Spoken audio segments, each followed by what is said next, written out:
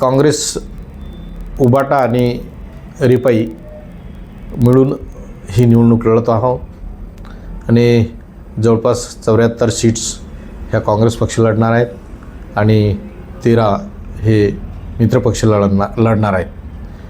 तर या निवडणुकीत काँग्रेस पक्षाच्या वतीनं जे सर्वसामान्य कार्यकर्ता आहे, जो तळागाळातला कार्यकर्ता आहे, त्याला उमेदवारी देऊन एक चांगला पायंडा पाडलेला आहे. निश्चितच हे उमेदवार निवडून येतील यात काही शंका नाही.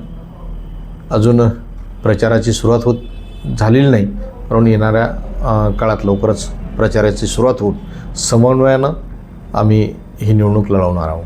गेल्या काळात जे आपण जे पाहिलं असेल, अमरावतीकरांनी जे काही भोगलं, मग कचऱ्याचा प्रश्न असेल, इतर काही प्रश्न आहेत की जे जीवनाशी, अमरावतीकरांच्या जीवनाशी निगडीत छोटे छोटे प्रश्न होते, परंतु त्या प्रश्नाचा पूर्णतः चोता होऊन सामान्य जनतेच्या हाती काही न लागता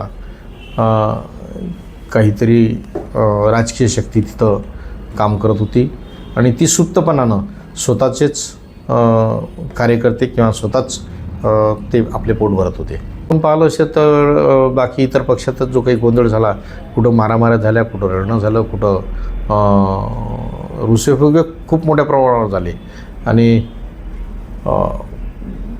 जे काही युती आघाडी झाली असेल त्यामध्ये काही ठिकाणी पुन्हा जास्तीचे उमेदवार उभे केले आहे. एकंदरीत निवडीच्या बाबतीत किंवा उमेदवार उभे करण्याच्या बाबतीत समन्वय नव्हता आणि तो समन्वय नसल्यामुळे येणाऱ्या निवडणुकीत तो गोंधळ आपल्याला पाहायला मिळेल.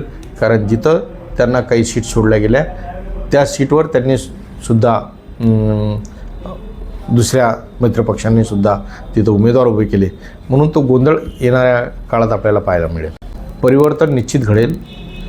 आमच्यात एकी आहे, आमच्यात समन्वय आहे आणि त्या समन्वयानं आम्ही निवडणूक लढणार आहोत, निवडणुकीला सामोरे जाणार आहोत. त्यामुळे आमच्यात कुठंही दुही किंवा दुजाभाव किंवा इतर काही नसल्यामुळे ही आम्ही ताकदनं निवडणूक लढणार आहोत.